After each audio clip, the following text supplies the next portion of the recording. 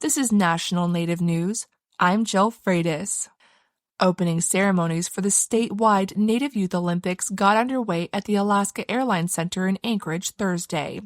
This year's NYO coordinator, Brittany Vo, says it's impressive to watch the procession of 400 athletes from across Alaska enter the stadium as they carry homemade banners that represent their schools and communities. It's just exciting to have so much representation in one room, which I think is really powerful to see how one event can bring us all together. Over the next 2 days, thousands of people will come to watch traditional Native games like the Alaska High Kick, the Seal Hop, and Stick Pole.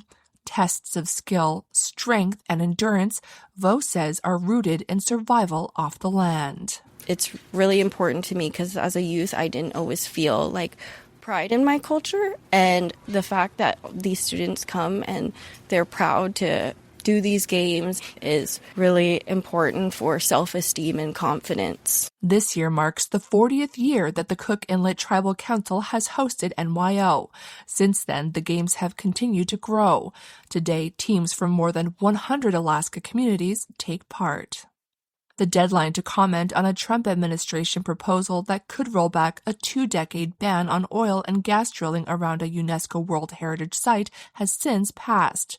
Within 7 days, more than 70,000 comments were gathered by the BLM.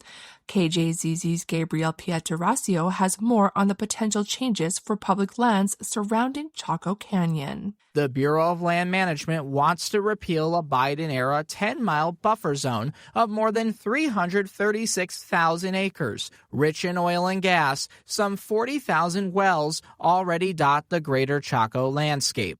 What we are fighting for is the last, right now, unleased federal lands. Marissa Naranjo is from the Santa Clara Pueblo. She's with the New Mexico nonprofit Sovereign Energy. Even when tribes lead, engage, and help shape the process over many years, at this point, there's no guarantee that those outcomes will be respected, as we're seeing by the 7-day public comment. It could set the tone for how sacred sites and public lands are treated nationwide. The mineral leasing withdrawal in 2023 followed a 150-day comment period. For National Native News, I'm Gabriel Pietrasio.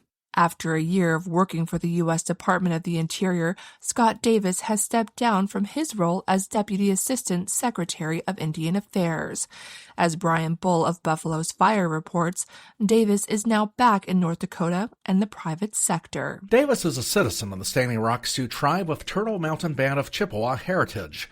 He's long been a familiar face across North Dakota, having served as the executive director of the state's Indian Affairs Commission from 2009 to 2021. He became friends with Doug Burgum, then governor of North Dakota. When Burgum was confirmed as the 55th U.S. Secretary of the Interior last year, he tapped Davis to join his staff. Davis confesses he was hesitant. When things start getting really busy and not enough people power in the Asia Highway, I said I would help them get things set up, and whether that was a year or 2 years, but it's really not intended by no means. Never my goal in life to be working government, but sometimes that's where the trainer puts you. Davis says he's proud to have met with 400 tribes and addressed red tape, natural resources development, and probates while in federal office. He'll go back to his consulting and lobbying firm, Tatanka Consulting, which he founded in 2023.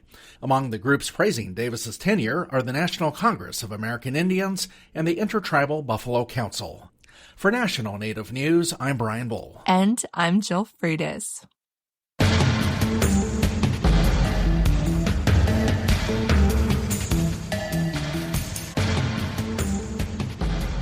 National Native News is produced by Koahnic Broadcast Corporation with funding by the Corporation for Public Broadcasting. Support by the Gathering of Nations Powwow. The last dance is this April 24th and 25th at Expo, New Mexico. Main Street will be Native Route 66 with classic cars, motorcycles, roving dance performances, and more. Tickets at gatheringofnations.com and at the gates. Hear that? Tribal college faculty do so much. One can't say it all here. Nothing but respect. Visit mostthoroughdescription.com. The American Indian College Fund supports this program.